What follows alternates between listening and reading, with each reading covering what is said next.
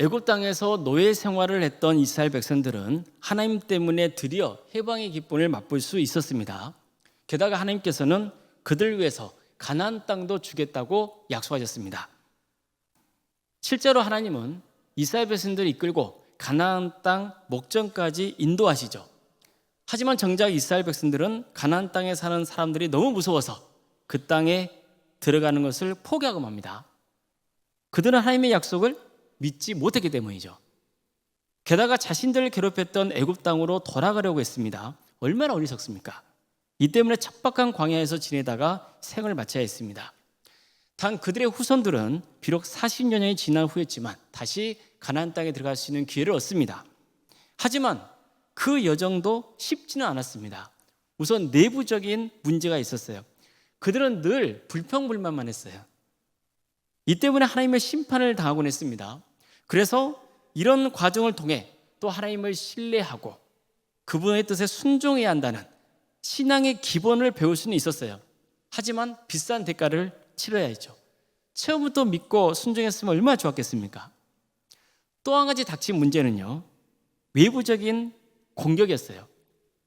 대표적으로 아모리 왕 시온과 바산 왕 옥이 선제 공격을 가했습니다. 정면면에서는 그들이 훨씬 강했어요. 그런데 결과는 이스라엘의 대승으로 끝납니다. 이스라엘은 이 전쟁에서 승리함으로써 처음으로 자기 땅을 가져보는 거예요. 그리고 앞으로 있을 가나안 백성들과의 전쟁에서도 승리할 수 있을 것이라고 하는 자신감을 갖게 되는 결정적인 계기가 됩니다. 그들은 계속해서 가나안 땅을 향해서 거침없이 진격을 했고 드디어 가나안 땅과 아주 가까운 모압 평지에 진을 졌습니다. 이제 요단강만 건너면 가나안 땅이에요. 그러자 이번에는요, 모압 왕국이 발칵 뒤집혔습니다. 모압 왕 발락은 이스라엘이 모압 평지에 진을 친 사실을 알고는 절망했어요. 사실 그는요, 이전에 아모리 왕 시온과 한판 붙었다가 진 적이 있거든요. 땅도 빼앗겼어요. 그런데 그 아모리 왕 시온을 누가 이긴 거예요? 이스라엘이 이겨버린 거예요. 그러니 당연히 그들과 맞서 싸울 자신이 없어져 버린 거죠. 더군다나 이스라엘 백성들이 진을 친 것을 보니까 그 수가 어마어마했던 거예요. 도저히 자신은 감당할 능력이 안 됐던 거죠. 그런데 사실은요, 이스라엘 백성들은 모압과 싸울 생각이 있었을까요? 없었을까요? 없었어요. 그냥 모압 땅만, 가나안 땅을 가기 위해서 지나가고 싶었을 뿐이에요. 그런데 누가 겁을 먹은 거예요? 모압 왕 발락이 겁을 먹어버린 거예요. 근심했어요.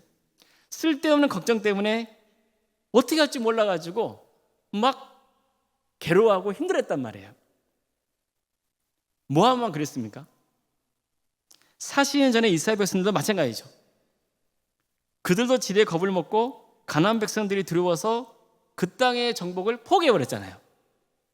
하지만 사실은요, 당시에 가나안 백성들은 모압 왕 발락처럼 이스라엘을 두려워하고 있었어요.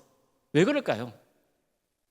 그들은요, 이스라엘 백성들 때문에 애굽이 폭삭 망한 것을 알았어요. 그리고 이스라엘 백성들이 홍해를 걷는 것도 알았어요. 그러다 보니까 이스라엘의 두려움을 갖고 있었던 거예요. 정확히 말하면 이스라엘이란 두려움보다는 이런 놀라운 역사는 결국 이스라엘이 믿는 하나님이 행하신 것이라는 것을 알게 되는 거예요. 그러니까 하나님이 두려웠던 거죠.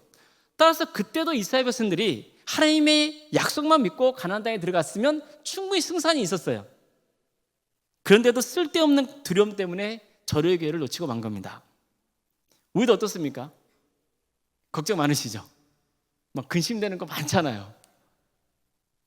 미국의 한 심리학연구소에서 걱정에 대한 연구를 했다고요. 연구 결과가 뭐냐면은 40%는 절대 일어나지 않는 일 가지고 걱정하더래요. 30%는 이미 일어나서 바꿀 수 없는 거예요. 근데 그걸로 걱정을 하더래요. 22%는 사소한 일에 대해서 걱정을 하고요. 4%는 우리가 바꿀 수 없는 것, 그걸 놓고 걱정을 하더라는 거예요.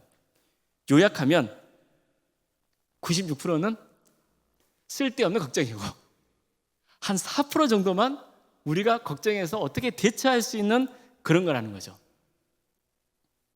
우리도 늘 걱정 근심에 쌓이곤 해요. 하지만 걱정해봐야 소용없는 게 대부분이라는 것을 알 수 있죠. 그런데도 걱정 근심이 끊이진 않아요. 그렇다면 이걸 물리칠 수 있는 방법이 있을까요? 있습니다. 하나님이 내게 복을 주시고 그분이 나와 함께 하신다는 확신을 가지면 그런 걱정과 근심에서 떠나갈 수 있는 거예요. 주님께 모든 상을 맡겨드린 거예요. 그러면 걱정과 근심에서 완전히 자유로울 수는 없지만은 그럼에도 불구하고 그 걱정과 근심이 내 삶을 지배하지는 못하게 할 수 있어요. 오히려 더 담대할 수 있고 하나님의 역사를 기대할 수 있어요. 우리 성도님도 그런 분들이 계세요. 정말 어렵고 힘든 상황에 처해 있는데 그럴 때 뭐라 그러시냐면 하나님께서 이걸로 또 뭐 선하게 역사하시겠죠. 저희도 그랬어요. 하나님께서 나에게 위기도 주셨지만 그게 기회가 되더라고요. 이런 간증하시는 분들이 계시거든요. 이런 분들이 뭐라고 있는 거예요? 모든 상황을 하나님께 맡기고 하나님이 함께 하신다는 그 믿음을 붙드는 인생이잖아요.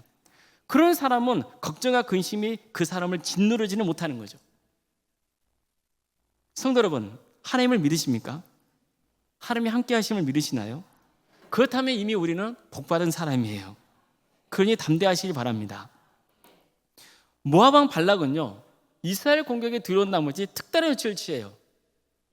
당대에 아주 널리 알려진 복술과 발람의 도움을 청하기로 한 거예요. 당시 사람들은요, 발람 같은 유명한 복술가가 있잖아요.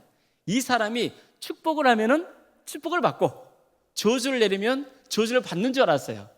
그렇게 믿고 있었어요. 발람 왕도 그 복술가 발람을 불러서 이스라엘에게 저주를 선포하면 그들을 이길 수 있다고 믿었어요. 이처럼 그는 주술적인 힘을 믿었던 거예요. 그래서 급히 복채를 사절단에게 챙겨주고 발람에게 보낸 거죠. 사절단은 발람을 찾아가요. 그리고 왕의 뜻을 전해요. 당신이 나에게 와서 저 모압 평지에 진을 치고 있는 이스라엘 백성을 향해서 저주를 해달라는 거예요. 근데 그러면서 발락은 발람에게 이런 말을 해요. 그대가 복을 비는 자는 복을 받고 저주하는 자는 저주를 받을 줄을 내가 안다는 거예요. 이처럼 발락은 축복과 저주의 권세가 누구에게 있다는 거예요? 발람에게 있다고 말하면서 그를 치켜 세우고 있는 거예요. 이 말 들은 발람은 기분이 좋았을까요? 안 좋았을까요? 좋죠. 근데 그는 이렇게 말해요. 하나님의 뜻을 한번 물어보겠으니 오늘 밤은 여기서 지내라는 거예요.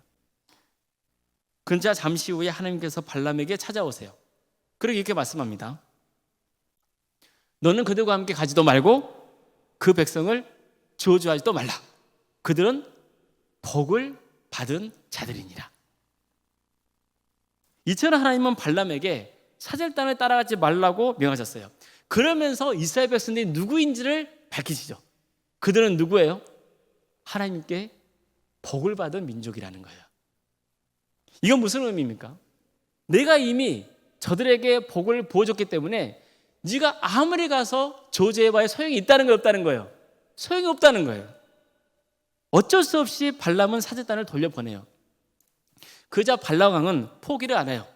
더 큰 사절단을 꾸려요. 그리고 발람에게 다시 보내요. 그리고 이런 말을 전하게 해요. 만약 당신이 내게 와서 저 이스라엘을 저주한다면 후하게 보답할 것이고 그대가 요구하는 것이 하면 뭐든 들어주겠다 그래버린 거예요. 한마디로 그에게 백지수표를 준 거예요. 이것은 뭐예요? 그만큼 절실했다는 뜻이잖아요. 그자 발람은 아무리 궁궐에 있는 은과 금을 내게 준대도 하나님의 말씀을 어기고 내 마음대로 할 수는 없다고 해요. 그러면서도 또 하나님이 무슨 말씀하실지 모르니까 오늘 여기서 지내라고 그래요.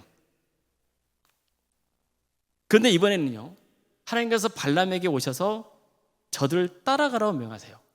단 조건이 있어요. 너는 내가 시키는 대로 해야 한다는 거예요. 그래서 발람은 다음날 아침 일찍 나귀를 타고 출발했어요. 자, 여기까지만 보면 복술과 발람이 참 신실한 사람처럼 보이잖아요. 가지 말라 그러니까 안 갔어요. 가라 그러니까 아침 일찍 출발했잖아요. 하지만 사실 그는 점을 치는 주술가예요. 그리고 우상숭배자예요. 온갖 잡신을 섬기는 우상숭배자였단 말이에요. 그에게 신이라고 하는 존재는 뭐냐면은 자기 이익을 위해서 필요한 존재예요. 발람에게 현실적으로 가장 중요한 것은 뭐냐? 금전적인 이익이에요. 그리고 사람들에게 추앙받는 거예요. 그런데 오늘날 모압 사절단이 그에게 찾아와서 도움을 요청한 거잖아요. 그의 손에 복채도 쥐어졌어요. 발람 입장에서는 아주 매력적인 일거리가 들어온 거죠. 가고 싶을까요? 가기 싫을까요? 가고 싶은 거예요. 자, 그럼 왜 그는 이런 와중에 하나님께 뜻을 구하겠다고 한 걸까요? 다시 강조하자면 그는 우상숭배자예요. 이스라엘 민족이 섬겼던 하나님을 온전히 믿는 사람이 아니에요. 그렇지만 그 하나님의 존재는 알고 있었어요. 그는 이스라엘 백성들이 아모리 왕국과 바산 왕국을 쳐부수는 것, 그 소식을 들었단 말이에요. 이것은 이스라엘 백성들이 할 수 있는 게 아니라는 걸 알 수 있어요. 누가 함께 한 걸 안 거예요?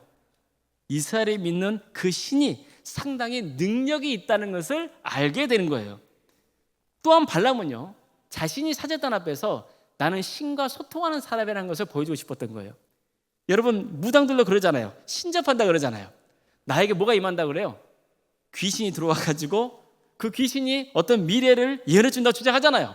발람도 그런 뜻으로 말한 거예요. 그런데 놀라운 일이 벌어진 거예요. 하나님이 그에게 오신 거예요. 발람은 깜짝 놀랐겠죠. 두려웠어요. 이 과정에서 그는 하나님이 이스라엘을 저주하는 것을 원치 않으신다는 것을 알았어요. 그래서 가고 싶은 마음은 컸어요. 근데 하나님이 두려워서 차마 사절단을 따라갈 수 없었던 거예요. 근데 또다시 모압의 사절단이 찾아온 거예요. 근데 이전보다 더 많은 것을 주겠다는 거예요. 그의 몸값이 어느새 천정부지로 치솟았어요. 가고 싶을까요? 가기 싫을까요? 너무 가고 싶어요. 그런데 하나님이 가지 말라 했잖아요. 못 가요. 그래서 어떻게 한 거예요? 한 번 더 하나님의 뜻을 구해보겠으니 기다려보라 그런 거예요. 하나님 눈치를 살피고 있는 거예요. 그러자 하나님께서는 이번엔 가라고 명하시죠. 대신 조건을 달아요. 내가 명한 대로 헤아린다는 거예요. 발람은 너무 기분이 좋아요. 원하는 대로 갈 수 있었어요. 다나치 일찍 일어나서 자기 나귀를 타고 길을 나서는 거예요. 그런데 길을 가다가 또 큰 위기를 맞아요. 하나님의 사자가 칼을 두고 그의 가는 길 앞에 서 있었던 거예요. 그런데 정작 흥미로운 점은 뭐냐면은 그 하나님의 사자를 먼저 알아본 게 누구예요? 나귀예요, 나귀. 발람은 보지 못했어요. 나귀는 이사행동하기 시작해요. 왜 그럴까요? 나귀 눈에 칼 들고 있는 하나님의 사자가 보였으니까요. 그러니까 길에서 벗어나고 막 벽 쪽에 몸을 바짝 붙이는 바람에 이제 발람의 발이 막 긁히고 그러는 거예요. 발람이 화가 나요, 안 나요? 화가 나죠. 이게 왜 이래? 뭐예요? 때리죠, 막. 그러던 중에 하나님께서 발람에게도 하나님의 사자를 보여주신 거예요. 그제서야 왜 나귀가 이상한 짓을 했는지를 알게 된 거죠. 그는 너무 두려워서 제가 가는 게 잘못된 거라면 다시 돌아가겠다고 해요. 그래서 하나님의 사자는 뭐라 그래요? 가 그래요. 가. 단 조건이 있어. 내가 말한 대로 해야 돼. 다시 한번 강조한 거예요. 그렇다면 여기서 이런 의문이 들 수 있죠. 우선 왜 하나님께서는 처음에는 나귀에게만 하나님의 사자를 보이신 걸까요? 발람의 교만을 잠재우기 위해서인 거예요. 평소에 그는요 자신이 엄청 영적이라 생각했어요. 사실 우리 주변에 그런 사람들이 있어요. 하나님의 은혜를 내가 많이 체험했다. 성령이 임했다. 그럼 내가 대단한 것처럼 생각을 하는 사람이 있단 말이에요. 그런데 지금 뭐라고 했는 거예요? 그 교만을 깨부수는 거예요. 발람도 그랬어요. 내가 복을 주면 복을 받고 저주하면 저주받는다는 거예요. 사람들이 그걸 높이잖아요. 오죽했으면 당대에 소문이 났기 때문에 모압 왕 발락까지도 그를 초대하려 하잖아요. 그러니 그는 교만한 거죠. 그런데 정작 누가 먼저 하나님의 사자를 봐요? 나귀가요. 만약 나귀가 하나님의 사자를 피해서 도망치지 않았다면 그는 이미 죽었을 거예요. 자, 그럼 발람은 누구 덕분에 산 거예요? 나귀 덕분에 산 거예요. 이걸 통해서 하나님은 발람이 얼마나 부족하고 연약한 존재인지를 일깨워주려 하신 거예요. 한마디로 그는 뭔 맛도 못한 거예요? 나귀 맛도 못한 거예요. 일단 그의 길을 확 꺾어 놓으셨어요. 다음으로 하나님은 두 번째로 사절 땅에 찾아왔을 때 발람에게 저를 따라가라 했잖아요. 대신 뭘 하라는 거예요? 내가 전하는 말만 하라는 거예요.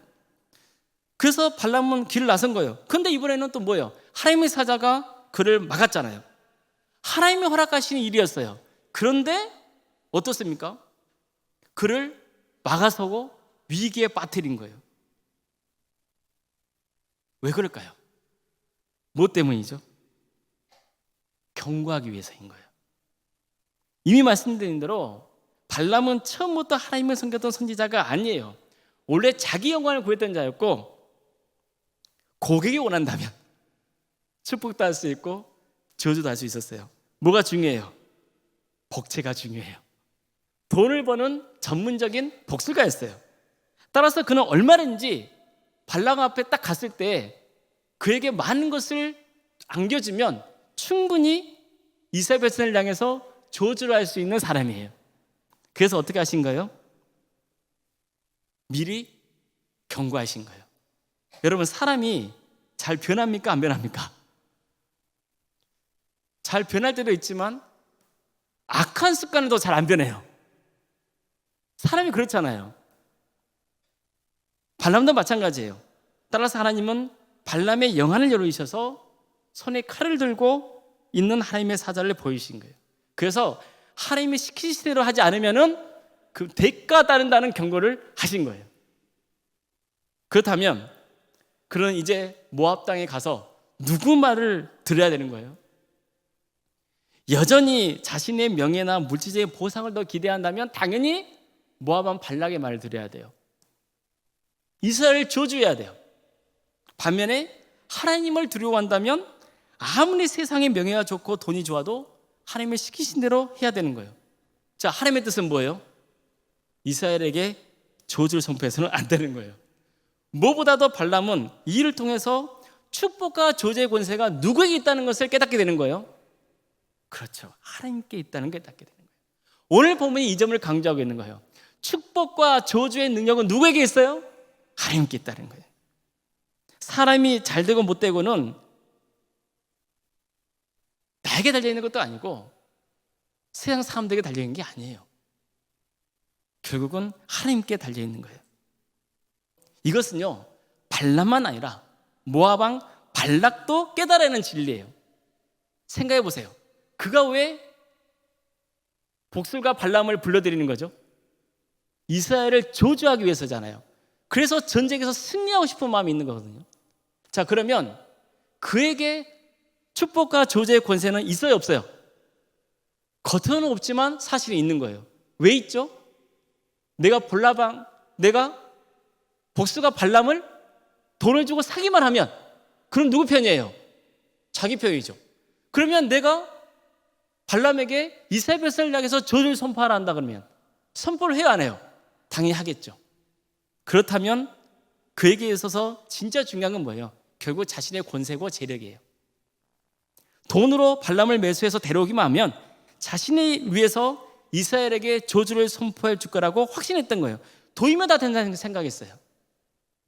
하지만 이게 어리석은 것이라는 것을 깨닫게 해주는 거죠.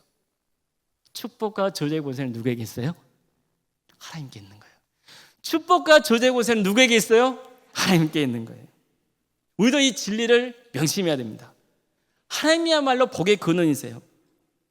축복과 저주의 권세는 사람이 아니라 하나님께 있는 거예요. 축복받고 싶으세요? 그럼 누구를 바라봐야 되는 거예요? 누구를 따라가야 되는 거예요? 점집에 가야 되는 거예요? 인터넷으로 내가 무슨 뜻인지 아니까 클릭 한번 해봐야 될까요? 운세를 알아봐야 돼요? 하나님을 보고 그분을 따라야죠. 하나님을 의지해야죠. 하나님이 축복한 자는 어느 누구도 저주할 수 없어요. 설령 사람들이 나를 저주한다 할지라도 내가 하나님의 축복을 받았다면 나는 거기에 영향을 받아야 안 받아요? 안 받는 거예요. 이게 중요한 거예요. 근데 가만 보세요. 다른 사람들이 나에게 저주하고 뭔가 안 좋은 소리 하면은 영향을 받잖아요. 그 영향을 받는 순간은 뭐냐면은 그 사람에게 지배당하는 거예요. 근데 그럴 때 정신 차려야 되는 거예요. 뭘 고백해야 되는 거예요? 나는 하나님께 복받은 사람이라는 거예요. 하나님이 나에게 복을 주셨기 때문에 그 어떤 저주도 나에게는 영향을 미치지 못한다는 거. 그것을 고백할 수 있어야 되는 거예요. 이처럼 하나님의 역사는 대단한 거예요. 여러분 생각해 보세요. 보스가 발람은 이스라엘을 저주할 수 있는 사람이에요. 그런데 하나님께서 미리 손을 써서 그 입을 막아버리잖아요. 못하게 막아버려요. 그런데 보세요. 정작 이 모든 상황은 누가 몰라요? 모압 평야에 진을 치고 있는 이스라엘 백성들은 몰라요. 지금 모압 왕 발락이 무슨 짓을 저지르고 있는지를 알아요, 몰라요? 몰라요. 전혀 몰라요. 하지만 그래도 괜찮아요. 왜 괜찮죠? 그들은 이 모든 상황은 몰랐지만 하나님께서 그들을 지켜주시기 때문이에요. 자녀가 초등학교에 들어가면 부모가 아이를 손잡고 학교 교무까지 받아주곤 하잖아요. 뭐 할머니가 할 수도 있고 할아버지 할 수도 있고 그러죠. 또 수업 끝나면 데려가야 되잖아요. 그게 보통 또 귀찮은 게 아니에요, 사실은요. 그러다가 아이가 좀 적응했다 싶으면은 혼자 보내기 시작하잖아요. 저는요, 아이가 혼자 학교를 가기 시작할 때 한 3-4번 정도 몰래 미행했어요. 아이가 안전하게 학교 교문을 딱 통과한 걸 보고서야 덜하곤 했어요. 그때까지 아이에게 눈을 떼요, 못 떼요? 못 떼는 거예요. 서울에서 제가 사역할 때는요, 제가 있었던 근처에 큰 대학이 있었어요. 그러니까 제 둘째 아이가 학교를 갈 때가 되면요, 저 반대편에서요 구름같이 사람들이 몰려옵니다. 그게 거기를 뚫고 가야 되는 거예요. 아이는 막 어떻게 막 가죠. 근데 누가 바빠요? 제 눈이 바빠요. 정신이 없어요. 근데 어떻게 해요? 저는 그 아이를 놓치지 않으려고 계속 주시하고 있는 거예요. 첫째 아이의 경우는요, 학교를 잘 가다가 갑자기 멈추더니 뭐 땅을 쳐다봐요. 그리고 가게 옆을 지나치면 거기에 정신이 팔려가지고 막 머물러 있는 거예요. 그러면 제 속이 타요, 안 타요? 타죠. 왜요? 지각할까 봐요. 저러다가 지각하는 거 아닌가 싶어가지고 가서 알려줘야 되나? 그러다가도 꾹 참고 기다렸단 말이에요. 제 아이들은 제가 뒤에서 지켜보고 있다는 것을 몰랐어요. 하지만 한 가지는 확실하죠. 최소한 제가 아이를 뒤에서 잘 지켜보고 있기 때문에 위험한 상황이 생기면 최선을 다해 도와주겠죠. 길을 못 찾으면, 학교를 못 찾으면 어떻게 되겠어요? 제가 어떻게든 알려주겠죠. 아이는 혼자서 학교를 가고 있다고 생각했겠죠. 그러나 실은 그렇지 않은 거죠. 저와 함께 학교를 가고 있는 거예요. 우리도 평소에는 하나님이 나와 함께 하신다는 걸 잊고 지낼 때가 참 많아요. 그렇죠? 느끼지 못할 때도 많죠. 그러다 보니 뭔가 문제가 생기면 걱정, 근심에 휩싸이는 거예요. 이건 사실 당연한 반응이에요. 문제가 생기면 걱정이 되어야죠. 아무렇지 않으면 되겠어요? 걱정이 돼야 무슨 해결 방안도 생각해보고 일을 하죠. 하지만 내가 어쩔 수 없는 부분도 있잖아요. 그런데도 계속해서 근심 걱정이 나를 짓누를 때가 있단 말이죠. 그럴 때 무엇을 떠올려야 돼요? 하나님이 나에게 복을 주셨다는 거, 하나님이 나와 함께 하신다는 그 믿음을 고백해야 되는 거예요. 하나님께 맡기셔야 되는 거예요. 주님이 나를 지켜주시고 보호해 주신다는 거, 그 진리를 믿어야 돼요. 신앙생활을 하다 보면은 하나님이 우리와 함께 하신다는 말씀을 종종 들어요. 그래서 머리로 알아요. 근데 머리로 아는 거하고 그걸 직접 고백하며 사는 거하고 같을까요, 다를까요? 달라요. 머리로만 아는 사람은요, 머리로는 이해를 하지만 막상 상황이 닥치면 어때요? 하나님이 안 계신 것처럼 행동합니다 말이에요. 그런데 평소에 진짜 하나님이 나와 함께 하시고 하나님이 나를 복주시킨다는 것, 그것을 믿는, 간절히 붙들고 사는 인생은 그 믿음이 그 사람의 태도를 결정해요. 그 사람의 삶의 방향을 다르게 이끌어버리는 거예요. 사실 우리가 전혀 모르는 사이에 하나님께서 도와주신 일이 한두 번이었겠어요? 수없이 도와주셨어요. 단지 그걸 내가 알지 못하고 지나칠 때가 많은 거예요. 여러분, 하나님께서 나에게 이런 은혜를 보여주셨다는 거 기억나는 게 있잖아요. 그래서 성도님들은 그 간증을 나누신 것을 행복해 하시잖아요. 맞아요. 그것도 너무 중요하죠. 그러나 내가 간증한 것보다요 훨씬 더 많이 하나님은 함께 하시고 도와주셨거든요. 내가 지금도 몰라요. 언제 하나님이 나를 도와주셨는지 알아요? 몰라요? 몰라요. 모르지만 하나님이 나를 도와주셨다고요. 수도 없이 도와주셨어요. 그래서 우리가 이 자리에 있는 거예요.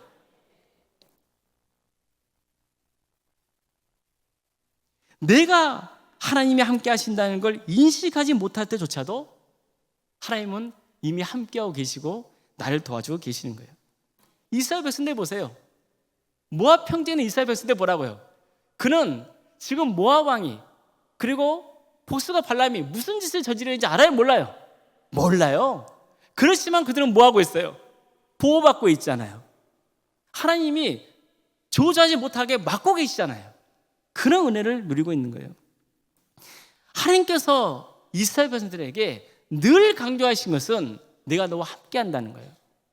이스라엘 백성들을 애굽에서 인도하시고 광야길을 인도하실 때 계속해서 하나님이 강조하신 건 뭐예요? 내가 너와 함께 한다는 거예요. 아예 그것을 보여주고자 하셨어요.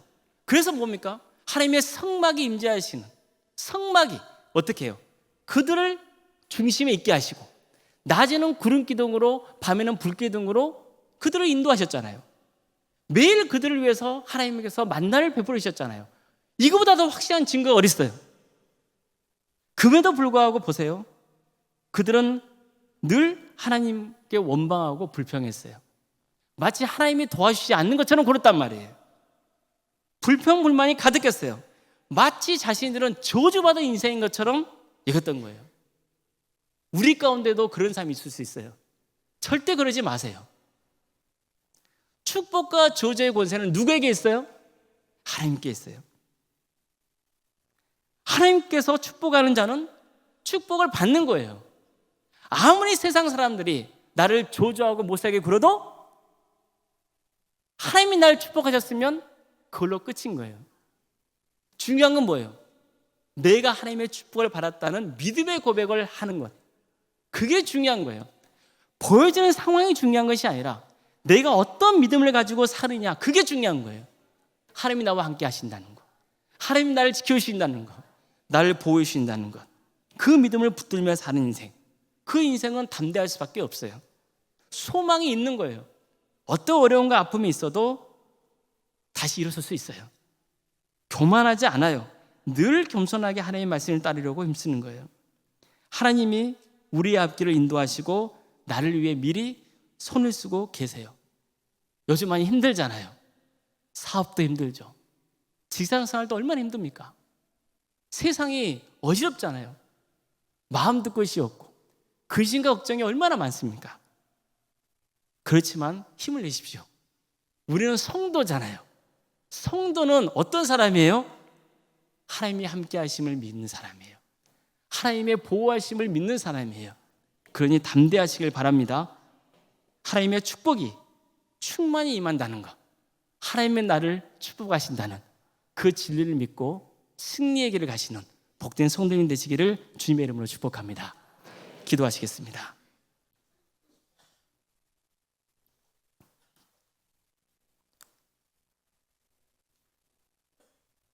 축복과 저주의 권세가 하나님께 있습니다.